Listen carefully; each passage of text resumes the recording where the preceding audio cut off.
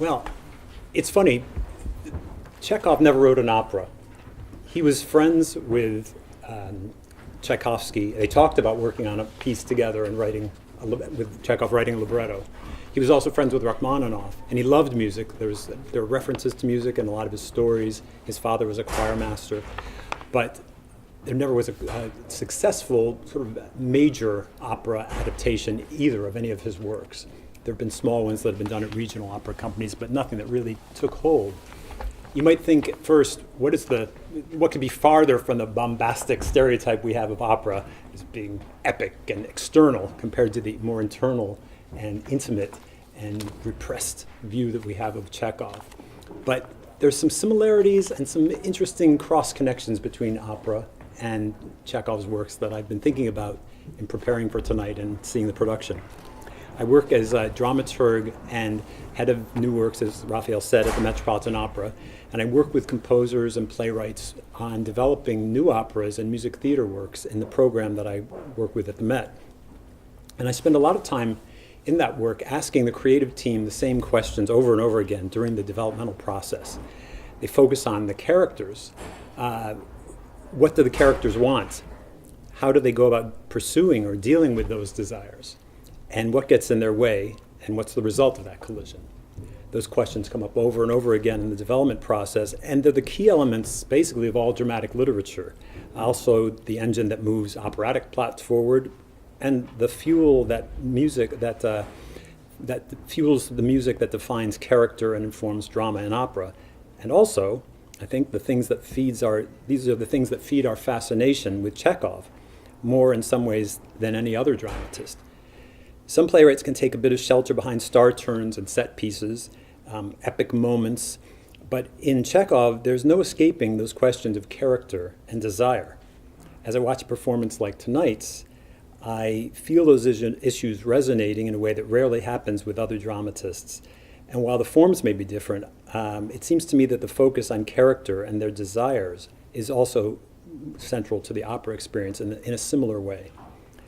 The stereotypical bombast of opera may seem miles from the restrained internalization of Chekhov, but the two have many things in common.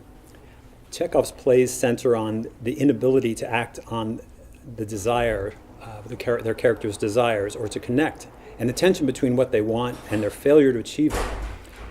In opera, the scale may be different, but the focus on character and desire is also central. In a great Chekhov production, the fact that the characters fail so utterly at getting what they desire makes the work no less dramatic or comedic, and that desire is as powerful as the most barn-burning operatic aria. The fact that Chekhovian desire is for the most part concealed behind pained expressions, fumbling gestures, a resigned shrug only makes it more moving. These entities don't have the luxury of an orchestra or a series of arias in which they can pour out their heart and soul to each other in moving music. Or do they? Eventually, Chekhov's characters do break open and spill their souls, and they create their own form of arias, I think. Those moments where the formalities of society and restraints and of insecurity and shame are stripped away and they bare themselves. This may be a speech to another character, as when Sonia pleads with her father to be merciful because they've all worked so hard and for so long and for so little. Or it may take the form of thoughts spoken to him or herself, as when Elena in Act 3 muses on Sonia's love for Astrov and realizes that she shares the same feelings for him.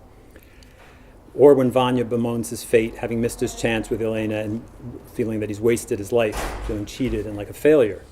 These arias of pain and longing, composed in the sing-song of everyday speech, with structures that ramble and double back on themselves, are complex and capture the thwarted, joyful, tragic essence of life. The really devastating monologues seem to come later in the plays, after a pattern of cloaked emotions and stymied impulses and distractions and ineffectuality has been established and twisted the characters' lives along with our sympathies. Even before the time comes for those soul-bearing, the greatest Chekhov performances are composed of mini arias of pain and longing that are not always expressed directly in words, or in words at all, but are set up so that we know that a character wants or feels something. Then we see it tested with piercing clarity, watching the little deaths as the characters realize that their dreams are not going to come true. They are at all times singing their own private arias throughout the plays, behind their eyes, concealed with a flip line of world-weary dialogue or a hapless gesture. It's just that most of the time no one seems to hear them. You might think that opera is all about big set pieces and moments of visual and oral spectacle, star turns and thunderous crescendos, and certainly operas have their showy arias and big epic moments. They're sets that bring ancient Egypt to life, or Valhalla, the home of the gods. But to me, the real essence of opera is embodied in the characters and their desires. Without the personalities and motivations of characters, there's no story and no plot, no hook for audience involvement, and nothing to inspire and propel the music. I would contend that in opera, if you look beyond the colorful, bombastic exterior, there are moments that are positively Chekhovian. Veiled heartbreak, concealed longing, subtle reaching out toward the impossible. In Madame Butterfly, when the heroine listens with childlike stillness and restraint as the consul reads a letter to her from her long gone lover Pinkerton, explaining cavalierly that he assumes she's forgotten him by now. At the end of Der Rosenkavalier, when the Marschallin faces her with recognition that she must release her young lover Octavian, it's expressed not only in a ravishing trio, but in quieter moments too, even non-sung moments, as she works through the process of realization, action, and acceptance. Another element that's crucial to the finest performances of both operatic works and Chekhov's plays is the idea of ensemble. As we've seen tonight, most plays require that sense of ensemble between the actors to really work, but we know that this quality is what makes or breaks a Chekhov production. As we've seen tonight, it's crucial to establish a sense of a real world, a community in which people are bound by similar behavioral rules and social conventions and emotional states. And the actors play off each other and create that sense with a musical sense of pacing and structure, give and take, the rise and the fall of a scene, the crescendo and decrescendo of a musical phrase. It's no coincidence that Chekhov came from the background of having a musical father and grew up hearing that most collaborative form of vocal music in a choir, which could only have influenced his feeling for how a group of people interact and split apart and come together again. Maybe it's because I'm musical, or maybe it's because I'm from a family of 10 people, but I seem to really respond to those things in Chekhov most of all. And in watching a production like tonight's production, I feel that profound sense of different instruments working together as part of a larger entity with a sense of community, and also a sense of that musical flow of language and emotions. I think some of the most difficult moments for a performer in a Chekhov play must be those transitions between moments of contrasting emotion, the blending of comedy and tragedy, navigating that knife edge on which every Chekhov production dances. And when those changes and blends are navigated successfully, humanly, and genuinely, the effect can be devastating. Just as watching Maria Callas sing Visidarte in Tosca, or any number of musical experiences that you have, Joshua Bell playing a Beethoven sonata, or Emanuel Ax playing a Mozart piano concerto. In those moments of transition from one feeling to another, in a phrase that changes from powerful to subtly subtle and gentle, those are the times when we feel our own humanity and the depth of our own emotional beings.